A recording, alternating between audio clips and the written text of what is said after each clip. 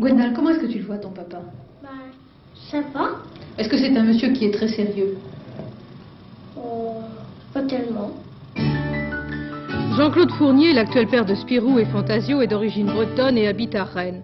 Pour l'instant, il est le seul professionnel de la bande dessinée à vivre dans l'Ouest, mais 4 de ses élèves, ceci entre guillemets car il se défend d'avoir fondé une école, sont maintenant en passe de le devenir. Je suis le seul professionnel travaillant régulièrement dans la bande dessinée, je suis le seul à vivre dans l'Ouest. Alors, je considère qu'il est normal que je reçoive de temps en temps des gars qui sont mordus, qui ont vraiment envie de faire de la bande dessinée, que je les reçoive et que je leur donne, dans la mesure où j'en suis capable, des conseils.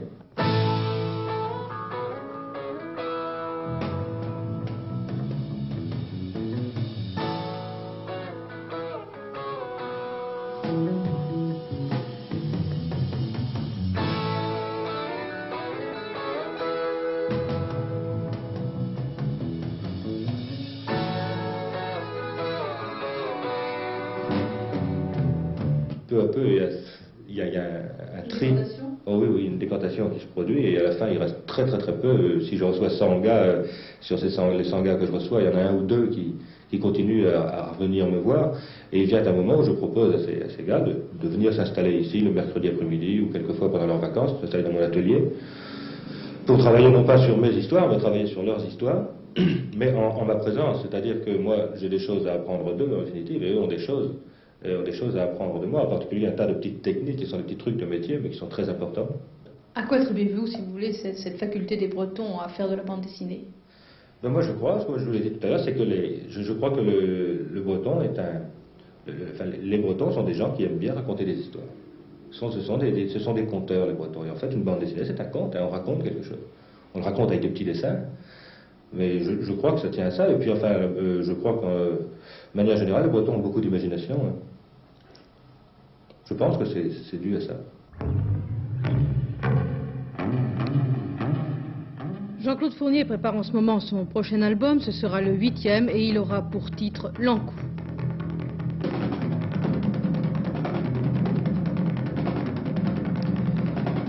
Deux innovations marqueront cette publication. Pour la première fois depuis la création des deux petits personnages de Spirou et Fantasio, l'action se déroulera en Bretagne. Et pour la première fois également, Jean-Claude Fournier abordera dans cette histoire un problème contemporain.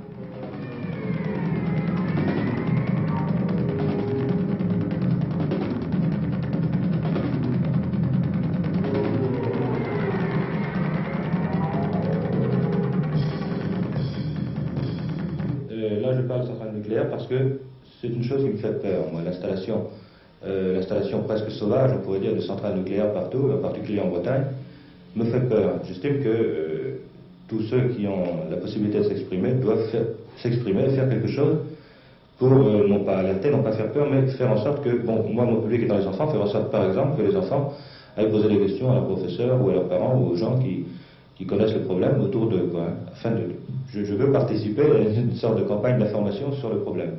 Alors, c'est la raison pour laquelle, pour une fois, j'ai mis Spirou et Fantasio dans une actualité assez brûlante.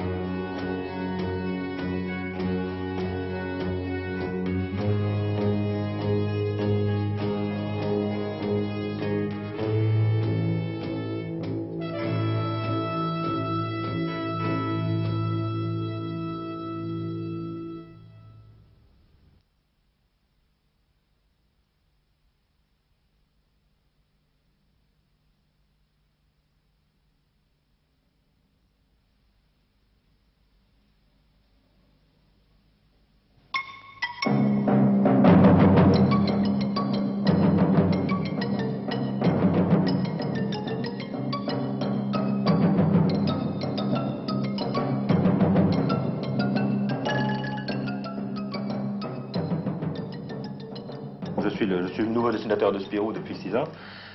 Alors je fais tout, je suis le coupable du début à la fin, je fais le scénario, je fais le dessin, j'indique les couleurs. Bien souvent au départ c'est un fait divers qui m'inspire une histoire complète. Cette histoire de Tora Torapa, il y a eu à l'époque la mort, quand j'ai fait cette histoire-là, la mort à Haïti de Papadoc. Papadoc était M. Duvalier, dictateur d'Haïti, qui avait avec lui une police privée qui s'appelle le Tonton Macoute. C'était un assez horrible personnage. Bon, moi j'ai mis dans mon histoire ici un dictateur, comme ça, que j'appelle Papa Pop, qui est entouré de Tonton Mammouth. Ils sont tous des gros baraquets.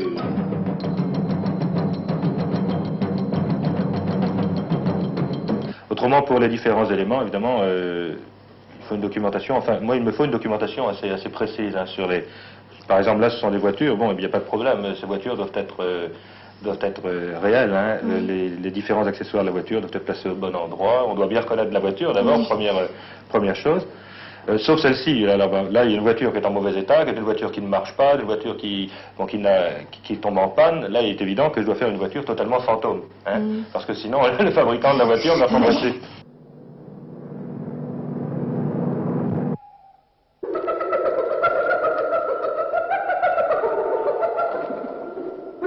Pour cette histoire-là, est-ce que vous avez été sur place en Afrique? On est allé en Afrique et c'est la seule fois, je pense, que le dessinateur de chez Spirou est allé sur place pour une histoire, hein, pour réaliser une histoire.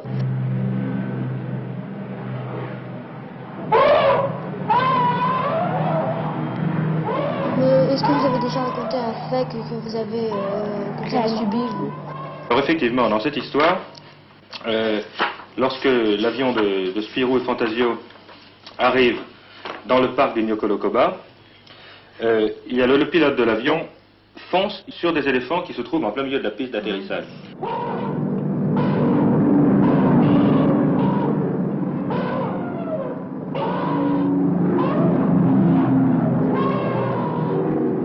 Et alors moi, quand je suis arrivé dans cette zone-là, je n'étais pas dans un petit Morane comme ça, j'étais dans un gros DC-3 et je me trouvais dans la cabine de pilotage.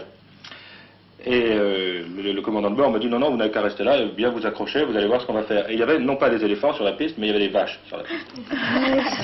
Et avec ce gros avion, le DC-3, c'est quand même un gros bahut, le truc a piqué. Moi, j'avais les sueurs froides et je me disais ça y est, on va s'écraser là-dessus. Et arrivé, je ne sais pas combien de mètres de la piste, c'est difficile d'évaluer la distance, mais enfin, on était quand même très très bas. Hein. Il a redressé brutalement. J'étais projeté en arrière et les vaches se sont écartées dans tous les sens et on s'est posé. Alors ça, c'est une histoire qui m'est effectivement arrivée. Ah ouais. Voilà. Combien de temps vous mettez pour faire une bande dessinée? Une histoire complète qui paraîtra en album, qui fait 44 pages, il me faut de 9 mois à 1 an pour la faire. C'est beaucoup. Et une page, enfin une page entière, combien Une vous page, faites un jour? 2 jours à peu près. Un peu 2 jours. Ouais. Quelle est la technique pour les dessins, enfin pour les... Alors, on présente nos dessins en noir et blanc. Hein, et c'est à partir du dessin en noir et blanc qu'ils vont faire le travail de couleur. Alors voilà, ça c'est le premier truc. Et à part ça, chaque dessinateur a sa technique. La plupart des dessinateurs travaillent à la plume. Hein. Alors bien sûr, bon, le noir c'est le langue de Chine, bien sûr, j'ai oublié de le dire. La plupart des dessinateurs travaillent à la plume. Moi je travaille au pinceau. On n'est pas nombreux à travailler au pinceau, mais je ne sais pas me servir d'une plume.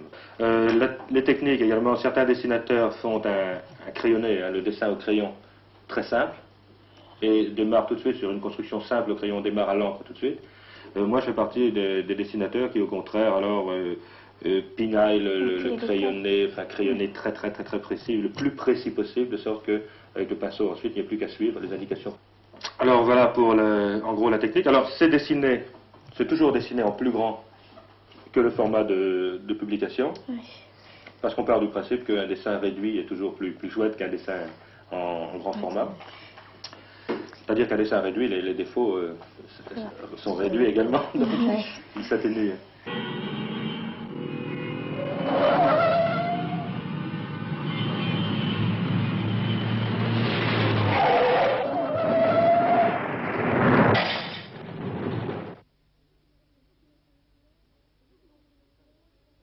C'est vous qui mettez les couleurs, là? Non, je fais le dessin en noir. Non, j'ai pas de machine du tout, moi. Je fais le dessin en noir, hein, comme ceci. Oui. Et je pose dessus un calque. Et sur ce calque, je fais les indications au crayon de couleur. Ah oui. Hein. Et en Belgique, il y a un atelier de coloristes qui reçoit ça et qui réalise les couleurs définitives. C'est en Belgique que vous l'avez donné?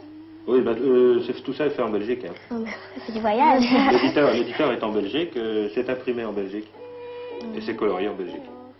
Mais est-ce que vous avez déjà inventé d'autres personnages de ceux qui existent déjà, c'est-à-dire Spirou Oui, les autres? oui, j'ai commencé dans ce métier d'abord avec un petit personnage que j'avais créé moi-même qui s'appelait Bisu, hein, qui vivait en forêt de Brocéliande. Et puis depuis que j'ai fait Spirou, j'ai rajouté quelques petits personnages à la série. Mais enfin, je ne fais pas Spirou depuis assez longtemps pour que les personnages que j'y ai rajoutés soient devenus célèbres. Hein. J'ai rajouté parmi les héros normaux et traditionnels de Spirou, j'ai rajouté un illusionniste japonais qui s'appelle Itokata, j'ai rajouté une petite polynésienne qui s'appelle Rorea, puis autrement des personnages secondaires alors sans importance.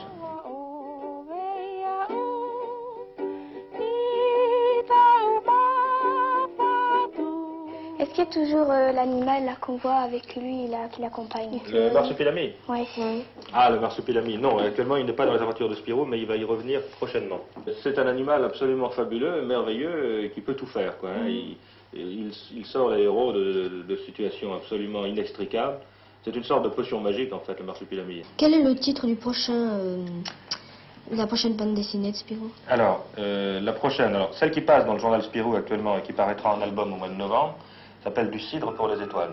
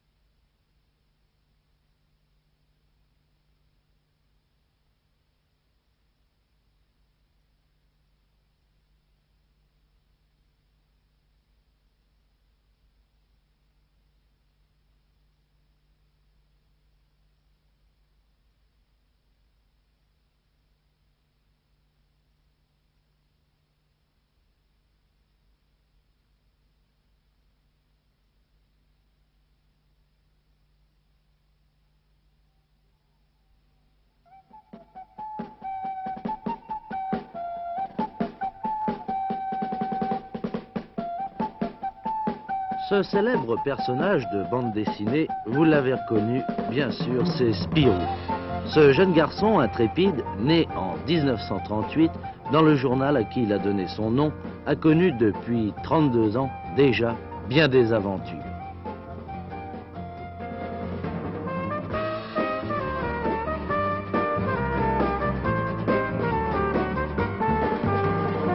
Et personne ne s'étonne plus de le voir encore aujourd'hui revêtu de ce costume de groom d'hôtel qui était celui de son premier emploi.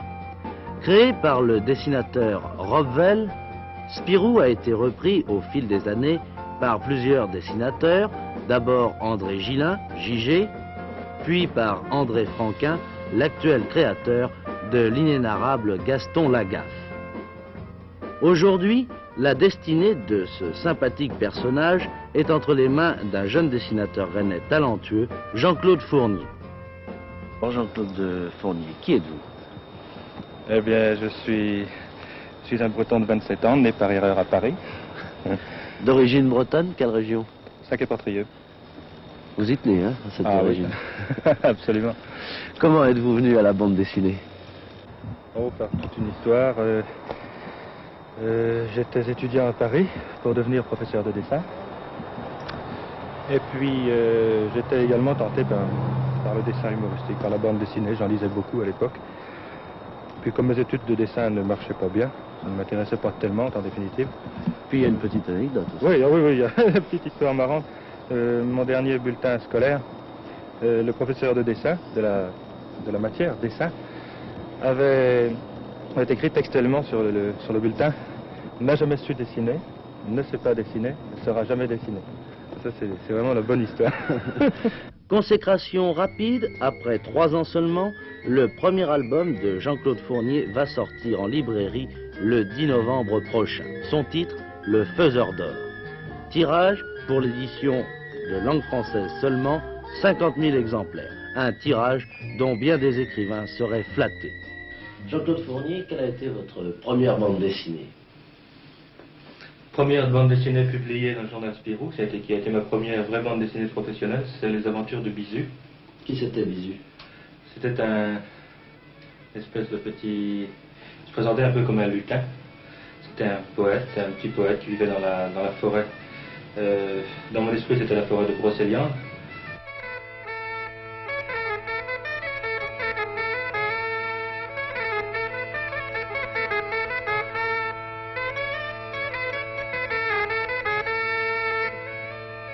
Alors ça me semble quand même assez difficile de faire une bande dessinée. Comment opérez-vous, techniquement parlant? Ben, il faut d'abord avoir les idées. Ça, les idées, ça vient n'importe où, n'importe comment. Il suffit d'avoir l'esprit en éveil. Et puis, je crois rester un peu un gosse. Vous l'êtes resté? Ah ben, je pense, je crois. Quelquefois, je me rends compte que certainement je suis resté un gosse, et même quelquefois un sale gosse. Et alors, une fois que j'ai mes idées, je fais un scénario. Alors, évidemment, ça, c'est tout à fait personnel, parce que chacun fait son scénario comme il veut. Il y en a qui font des scénarios dactylographiés. Moi, je fais un scénario directement en image.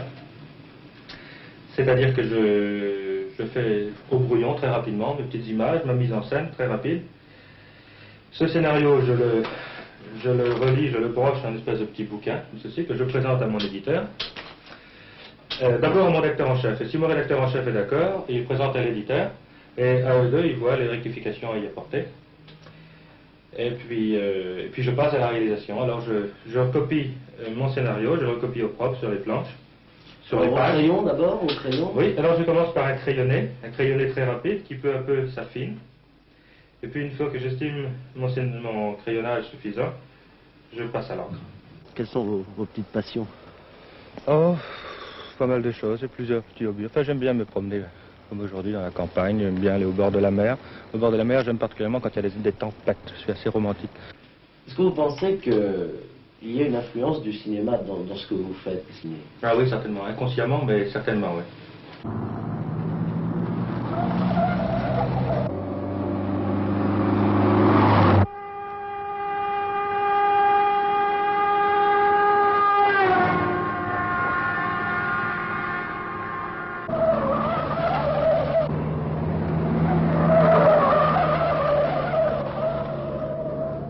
Dernière question, Jean-Claude Fournier, est-ce qu'un jour il y aura une histoire de Spirou avec pour théâtre la Bretagne? Ah oui, ça fait partie de mes rêves secrets, ça.